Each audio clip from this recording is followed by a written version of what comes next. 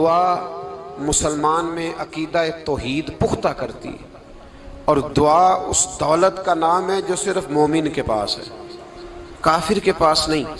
نبی پاک علیہ السلام نے فرمایا الدعاء صلاح المومن، دعا مومن کا ہتھیار ہے، کافر کے پاس یہ ہتھیار نہیں ہے۔ مومن جب اپنے مالک کے حضور دعا مانگتا ہے نا، دنیا میں آپ کسی سے زیادہ مانگے تو وہ ناراض ہو جاتا ہے، وہ کہتا ہے بھائی تو نے تو کام بنا لیا ہے، کل بھی دیا تھا، پرسوں بھی دیا تھا، روز روز تجھے کون دے؟ میرے نبی پاک علیہ السلام نے فرمایا جو اپنے رب سے زیادہ مانگتا ہے رب اس سے زیادہ راضی ہوتا ہے، زیادہ راضی ہوتا ہے۔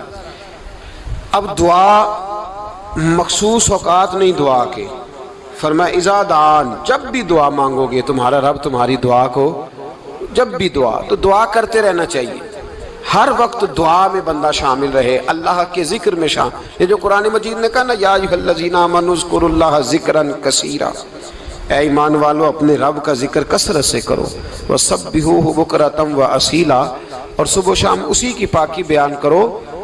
تو اس سے مراد یہ نہیں ہے کہ تسبیح لے کے سارا دن مسجد میں بیٹھے رہو اور کام کوئی نہ کرو، بلکہ اس کا مطلب یہ ہے کہ روٹی شروع کرو تو اللہ کے نام سے، اختتام کرو تو اللہ کے نام، سو جاؤ تو رب کا نام لے کے، سویرے اٹھو تو اللہ کا نام لے کے، جب تمہیں کوئی چیز اچھی لگے تو ماشاءاللہ کہو، جب کوئی مصیبت آئے تو کہو انا للہ و انا الیہ راجعون۔ تو سارا دن اللہ کا ذکر جاری رہے گا۔ نبی پاک صلی اللہ علیہ وسلم نے مسلمان کو ایک دوسرے سے ملنے کا طریقہ بتایا۔ مصیبت آئے تو کیا کہنا ہے؟ صرف فوتگی پہ نہیں کہنا، اس کی وضاحت کر دو۔ کوئی بھی الذین اذا اصابتہم مصیبہ، جب بھی کوئی مصیبت آئے اللہ کے بندے کہتے ہیں ہم اللہ کی طرف سے آئے ہیں اور اللہ کی طرف ہی ہم نے لوٹ جانا۔ تو میرے عزیز ہر وقت اللہ کا ذکر جاری رہے گا، ہر وقت زبان پہ رب کریم کا۔ دیکھیں نا نبی پاک علیہ السلام نے ہمیں ملاقات کا طریقہ بتایا۔ ایک صحابی آئے تو انہوں نے آ کے کہا السلام علیکم، نبی پاک علیہ السلام نے فرمایا رب تعالیٰ نے اسے 10 نیکیاں عطا فرمائی ہیں۔ دوسرے آئے تو انہوں نے کہا السلام علیکم ورحمۃ اللہ، تو محبوب فرمانے لگے، امام بہقی نے اس کو لکھا ہے، محبوب فرمانے لگے رب کریم نے اسے 20 نیکیاں عطا فرمائی۔ ایک اور آئے، عرض کیا السلام علیکم ورحمۃ اللہ وبرکاتہ، محبوب فرمانے لگے اللہ نے اسے 30 نیکیاں عطا فرمائی۔ اچھا اس کا مطلب کیا ہے؟ السلام علیکم، تم پر سلامتی ہو، سادہ ترجمہ یہ ہے کہ تم سلامت رہو، تم سلامت رہو، ورحمۃ اللہ وبرکاتہ، تم پر اللہ کی رحمت بھی ہو اور اس کی برکتیں بھی ہو۔ وہ کیا کہتا ہے؟ وہ کہتا ہے وعلیکم السلام، تم پر بھی سلامتی ہو، ورحمۃ اللہ وبرکاتہ، اللہ کی رحمت ہو اور اس کی۔ یہ جو مسنون دعائیں ہیں نا جو حضور نے ہمیں دعائیں سکھائیں ہر موقع پہ، ان کا کمال دیکھیے۔ اب ایک مسلمان نے آتے کہا السلام علیکم، اس کا مطلب کیا ہے؟ تم پر۔ اب وہ جھگڑا کرے گا اسے مارے گا، اس کا مال چھینے گا؟ اس نے تو آتے ہی کہا ہے تم پر سلامتی ہو۔ تو جو سلامتی کی دعا دینے والے ہیں وہ جیب تھوڑی کاٹیں گے، وہ غبن تھوڑی کریں گے، ڈاکہ تھوڑا ڈالیں گے۔ اسلام نے لفظ ہی وہ سکھایا ہے کہ فرمایا جب تم نے ملنا ہے تو تم نے دعائیں کرنی ہیں ایک دوسرے کے لیے۔ اب ہمارے ہاں نئے نئے لفظ آ گئے، ٹیلی فون اٹھایا تو کہا ہیلو، اس کا کیا ترجمہ ہے؟ کون ہے؟ اس کا کیا ترجمہ ہے؟ جی جناب، اس کا کیا مطلب؟ ہم نے دیکھا بڑے بڑے سمجھدار لوگ السلام علیکم کی بجائے کہتے ہیں کیا حال ہے؟ بھئی کیا عجیب بات ہے، بھئی کیا حال ہے کا کیا مطلب ہوا؟ وہ بعد میں کرنے کی بات ہے۔ اور کچھ تھوڑا سا جو ادیب ہیں، جو بیچارے حروف کے پیچ و تاب میں رہتے ہیں، وہ کہتے ہیں آداب عرض ہے۔ وہ کیا ہوتا ہے جی؟ اسلام نے دعا سکھائی ہے السلام علیکم، یہ کتنی خوبصورت دعا ہے۔ جب آپ گھر کے اندر داخل ہوئے تو آپ نے دعا دی السلام علیکم، یہ دعا دی آپ۔ ایک صحابی حاضر خدمت ہوئے، عرض کی یا رسول اللہ صلی اللہ علیہ وسلم میرے گھر میں غربت رہتی ہے، کیا کروں؟ نبی پاک علیہ السلام نے فرمایا جب بھی گھر جایا کرنا گھر والوں سے سلام لیا کر، گھر والوں سے کیا کہا کر؟ السلام علیکم، جب بھی گھر جائے۔ یعنی گھر آیا، اب گھر والوں نے بتایا کہ ماچس کی ڈبیا تو لے آؤ۔ اب یہ دکان کونے پہ تھی گھر والے پہ، وہاں سے ماچس کی ڈبیا لے کے واپس گیا تو کہنے لگا السلام علیکم. پھر گھر والوں نے کہا ہو بتانا یاد ہی نہیں رہا، چینی بھی ختم ہو گئی ہے. تو یہ پھر گیا چینی لینے، لوٹ کے آیا تو کیا کہا؟ جب اللہ چاہتا ہے تو کہے، جب اللہ کے رسول چاہتے ہیں تو کہے. اس کا ترجمہ یہ ہے کہ تو کہہ، تو سلام لے. اللہ رسول چاہ رہے ہیں کہ تو سلام لے تاکہ تیرے گھر میں سلامتیاں ڈال دی جائیں. تو فرمایا سلام لینی ہے تو نے، اور ساتھ تو نے اس طرح کرنا ہے کہ 3 دفعہ سورۃ اخلاص کو پڑھنا ہے. امام قرطبی نے اس کو لکھا ہے. اس نے کہا حضور غربت بڑی ہے.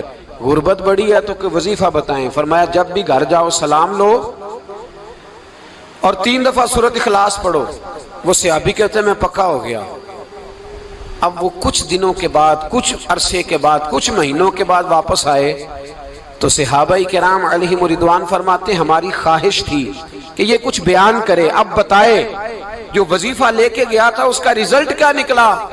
کہتے اس نے بڑی حیرت انگیز بات کی، حیرت انگیز عجیب انداز میں. کچھ لوگوں کا دل ہوتا ہے نا کہ مجھے ملے میرے پڑوسی کو نہ ملے، اور کچھ کا دل ہوتا ہے یار مجھے بھی ملا ہے اور الحمدللہ میرے پڑوسی کو ملا ہے. تو صحابی جب حاضر ہوئے تو صحابہ کہتے ہیں ہمیں تجسس تھا کہ یہ کچھ بتائیں. تو حضور نے فرمایا کیا حال ہے تیرا؟ کہا یا رسول اللہ کمال ہی ہو گئی ہے حضور، میں جب بھی گھر جاتا ہوں سلام لیتا ہوں اور 3 دفعہ سورۃ اخلاص پڑھتا ہوں. میں تو امیر ہو ہی گیا ہوں، میرے تو ہمسائے بھی امیر ہو گئے. کتنا پیارا ہے یہ جملہ، کتنا حسن ہے. اتنا اچھا لفظ کسی اور کے پاس ہے ہی نہیں جو الفاظ ہمیں ہمارے رسول نے عطا فرمایا. اس کو اپنائیے، اس کو اپنائیے. یہ الگ بات ہے کہ لوگ مطلب کے لیے سلوٹ کر لیتے ہیں بڑا سارا، لیکن مطلب کے لیے نہیں. جس کو جانے اس سے بھی سلام لیں، جس مسلمان کو نہیں جانتے اس سے بھی. تو نبی پاک نے ہمیں مسنون دعائیں سکھائیں. رات کو جب سونے لگیں اللہ کے رسول صلی اللہ علیہ وسلم نے ہمیں دعا سکھائی. حضور نے فرمایا جب سونے لگو تو مسلم شریف میں فرمایا تم نے یہ دعا پڑھنی، اللہم باسمک اموت و احیا. تم نے کہنا اے اللہ میں تیرے نام پر مرتا ہوں اور تیرے نام پر جیتا ہوں. نبی پاک صلی اللہ علیہ وسلم نے ایک حدیث میں فرمایا کہ یہ جو نیند ہے نا یہ موت کی چھوٹی بہن ہے، یہ موت کا ایک حصہ ہے. جس طرح انسان سو جائے تو کوئی خبر نہیں ہوتی کیا ہو رہا ہے، بالکل وہ اٹھا ہے تو اس نے کہا ہو یہ کیا ہوا. سو جاتا ہے نا آدمی، اسے خبر نہیں ہوتی. اوہو میں نے تو 11 بجے اٹھنا تھا، یہ تو 3 بج گئے. اب اسے خبر نہ رہی. سوتے ہوئے لوگ چوری کر لیتے ہیں، بلکہ اس طرح بھی ہوتا ہے کہ آدمی نے گکھڑ اترنا تھا، وہ پنڈی سے آ رہا تھا لیکن وہ سویا ہوا تھا. آنکھ تب کھلی جب کاموں کی آ گیا تھا. اب اس کا اس پر زور ہے تو فرمایا کیا پتا اب تو کھل گئی کاموں کی، جا کے لاہور جا کے کسی جگہ پہنچ کے تو یہ بھی ممکن ہے کہ کھلے ہی نہ، نیند ہی موت کا سبب بن جائے. تو تو کہہ کے سو کہ یا اللہ تیرے نام پہ سو رہا ہوں.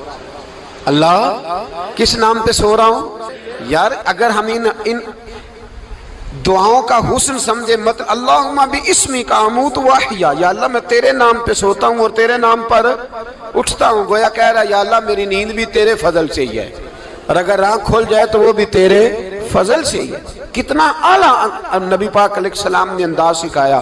اور پھر بخاری شریف میں حدیث موجود ہے، فرمایا جب اٹھو تو کہو الحمدللہ الذی احیانا احیانا بعد ما اماتنا والیہ النشور. فرمایا جب تم سو کے اٹھو تو پھر کہو اے اللہ ساری تعریفیں تیرے لیے، تمام تعریفیں جس نے ہمیں موت کے بعد حیات دی. موت کے بعد فرمایا احیانا بعد ما اماتنا، ہمیں مرنے کے بعد گویا اللہ کا شکر ادا کر کے آنکھ کھل گئی. دیکھیں کس طرح اسلام مسلمان کو اللہ کے ساتھ جوڑتا ہے. فرمایا شکر کر، آنکھ کھل گئی. کہ یا اللہ تیرا شکر ہے تو نے موت کے بعد ہمیں دوبارہ حیات عطا فرمائی، یہ شکر ادا کرو. گویا تم یہ نہ کہنا کہ میں اٹھ گیا ہوں تو میرا کمال ہے، یہ نہ سمجھنا میں اٹھ گیا ہوں تو میں بڑا پابند ہوں، جب میں ارادہ کر لوں کہ میں نے 11 بجے اٹھنا ہے تو پھر میں اٹھ جاتا ہوں. یہ نہ کہنا کہ یہ الارم بڑا اچھا ہے، یہ مجھے اٹھا لیتا ہے. ذہن کے اندر خیال کر کہ نیند تو موت کی طرح تھی، یہ جو میں اٹھ گیا ہوں تو اپنے رب کے فضل سے اٹھا ہوں. جو میں اٹھ گیا ہوں، جو ابھی اٹھے ہیں وہ تو بول دینا کم از کم کہ میں اپنے رب کے فضل سے اٹھ گیا. تو دعا سکھائی. پھر دیکھیے نبی پاک صلی اللہ علیہ وسلم نے فرمایا جب تم بیت الخلاء میں جاتے ہو نا، واش روم میں جاتے ہو، تو گندی چیزیں ہوتی ہیں وہاں، شیطان ہوتے ہیں، جنات ہوتے ہیں، یہ گندگی پہ ہوتے ہیں۔ جب تم واش روم جاؤ، بیت الخلا جائے، تب بھی دعا مانگو۔ کیا دعا مانگو؟ وہ دعا بھی نبی پاک صلی اللہ علیہ وسلم نے ہمیں تعلیم فرمائی اور بخاری میں ہے، کہا پڑھا کرو اللہم انی اعوذ بک من الخبث والخبائث۔ کہو اے اللہ ناپاک چیزوں سے میں تیری پناہ مانگتا ہوں، وہ نر ہوں یا مادہ ہوں۔ اللہ میں تیری پناہ مانگتا ہوں۔ واش روم کے اندر بہت ساری بری چیزیں ہوتی ہیں، جوان میری بات پر توجہ فرمائیں، وہاں بہت ساری گندی چیزیں ہوتی ہیں۔ انسان کئی دفعہ واش روم میں جاتا ہے، اسے وسوسے زیادہ آتے ہیں، یہ نوٹ کریں میری بات کو۔ اصل میں نا ہم بات ڈھونڈ رہے ہیں علاج اپنی بیماریوں کا، حالانکہ علاج تو سارا مدینے والے رسول کے پاس موجود ہے، محبوب کے پاس ساری دوائیاں ہیں۔ تو نبی پاک علیہ السلام دیکھیں نا، انسان واش روم میں جاتا ہے اسے وسوسے آتے، برے خیالات آتے، وہ گناہ کی طرف کئی دفعہ مائل ہوتا ہے، تو کہا تو دعا پڑھ کے جا اللہم انی اعوذ بکا، یا اللہ میں تیری پناہ مانگتا ہوں من الخبث والخبائث، ہر خبیث اور بری چیز سے میں تیری پناہ مانگتا ہوں، وہ نر ہو یا یار کتنا عظیم دین ہے، کتنا عظیم میرے مصطفیٰ کریم کا وہ والا دین ہے۔ اصل میں اللہ کرے بی اے پاس بچے کو بیت الخلا کی دعا بھی یاد ہو جائے، ایسے یاد ہو جائے، اور اس کے ماں باپ سمجھ لیں کہ جوان ہو گیا ہے، تو اب ہو سکتا ہے اس کی طرف شیطان حملہ زیادہ کرے، اسے خراب کرنے کی کوشش کرے، تو لہٰذا اسے دعا سکھائی جائے تاکہ اس کو پہلے سے پتا ہو کہ میں نے اس بے ایمان سے بچنا کس طرح سے۔ اب آپ دیکھیے نبی پاک علیہ السلام نے ہمیں دعا سکھائی، مصنف ابن ابی شیبہ میں۔ کون سی دعا؟ واش روم سے نکلنے کی۔ اللہ اکبر، بڑی زبردست دعا ہے، بڑی زبردست۔ آپ یقین کریں اس ایک ایک دعا پر ایک ایک پورا بیان ہو سکتا ہے، ایک ایک۔ یہ اس لیے نہیں میں کہہ رہا کہ میں کوئی عالم فاضل آدمی ہوں، آپ کہیں گے کہ بتا رہے ہیں میں بڑا پڑھا لکھا ہوں، صرف یہ عرض کر رہا ہوں کہ اس کے فوائد پر، ثمرات پر جو اللہ تبارک و تعالی امت کو دیتا ہے، ان دعاؤں کی جو فضیلت حدیثوں میں آئی، اور پھر جو اس کے فوائد ہے، اور اس پر بات کروں تو ایک دعا تقاضا کرتی ہے کہ اس پر پورا ایک لیکچر ہونا چاہیے۔ دیکھیے آپ واش روم سے نکلے، دعا کیا ہے؟ دعا کے لفظ کے الحمدللہ الذی، ایک حدیث میں لفظ ہے غفرانک، غفرانک، اے اللہ میں تجھ سے بخشش چاہتا ہوں۔ اور جو مشہور اور معروف ہے مصنف ابن ابی شیبہ کی روایت، فرمایا الحمدللہ الذی اذھب عنی العذاب وعافانی، فرمایا اے اللہ تیرا شکر ہے، واش روم سے نکلا ہے تو کہہ رہا ہے یا اللہ تیرا شکر ہے تو نے مجھ سے اذیت دور کی، وعافانی، اور تو نے مجھے عافیت عطا کر دی، اذیت دور کر دی اور عافیت۔ بولیے واش روم سے نکلا ہے تو کیا کہتا ہے؟ یا اللہ تیرا شکر ہے تو نے مجھ سے اذیت دور کر دی اور مجھے عافیت۔ ڈاکٹر حکیم ہومیوپیتھک ایک چیز پر متفق کم ہوتے ہیں، پتہ ہے نا آپ کو، لیکن اس بات پر سب کا اتفاق ہے کہ اگر کسی کو قبض ہو جائے نا تو شاید 70 یا 72 بیماریاں لگ جاتی ہیں اس کو۔ اور جب آدمی کو قبض ہوتی ہے نا، پیٹ کے اندر فضلہ جم جاتا ہے، خارج نہیں ہوتا، اس کو اعصاب کی بیماری ہوتی ہے، اس کے ذہن پر اثر ہوتا ہے اس چیز کا۔ آپ یہ مت سمجھیں کہ کھانا کھانا ہی ایک کمال ہے، اللہ نے یہ بھی نعمت بنائی ہے کہ کھانا جب خارج ہوتا ہے تو وہ بھی اللہ کا بہت بڑا احسان ہے۔ تو فرمایا تو سمجھا ہی نہیں، اگر تجھے قبض ہو جاتی، تیرے پیٹ کے اندر وہ چیز جم جاتی، تیرے لیے کتنی تکلیف کا باعث تھی۔ ان لوگوں سے پوچھئے جو اس کے بیمار ہیں، اس کے مریض ہیں، وہ کتنی تکلیف میں رہتے ہیں، سر میں درد ہوتا ہے، سر چکراتے ہیں۔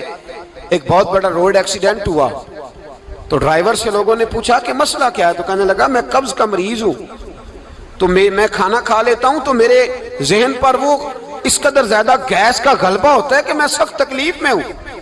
نبی پاک علیہ السلام نے ہمیں سمجھایا اور بتایا کہ سمجھ لو یارو، کھانا کھانے کی نعمت تو اللہ نے تمہیں عطا فرمائی ہے، لیکن کھانا کھانے کے بعد اس کا اخراج بھی اللہ کی بہت بڑی نعمت ہے، تو اللہ کا شکر ادا کرو۔ پھر جب آپ گھر سے نکلیں گے تو بھی اس کی دعا ارشاد فرمائی، بسم اللہ توکلت علی اللہ، اللہ کے نام سے گھر سے نکلتا ہوں اور میں نے بھروسہ بھی اللہ کے نام پہ کیا۔ جب گھر سے نکلیں تو کس کے نام پہ بھروسہ کریں؟ بولیے حضرت رابعہ بصریہ رحمت اللہ علیہا، آپ تشریف لے گئیں حج کرنے، جس دن واپس آئیں اپنا اونٹ کہہ گئی جاتی دفعہ، کہنے لگی اللہ میں تیرے حوالے کر کے جا رہی ہوں، اور بسم اللہ توکلت علی اللہ، بھروسہ بھی تیری ذات پہ۔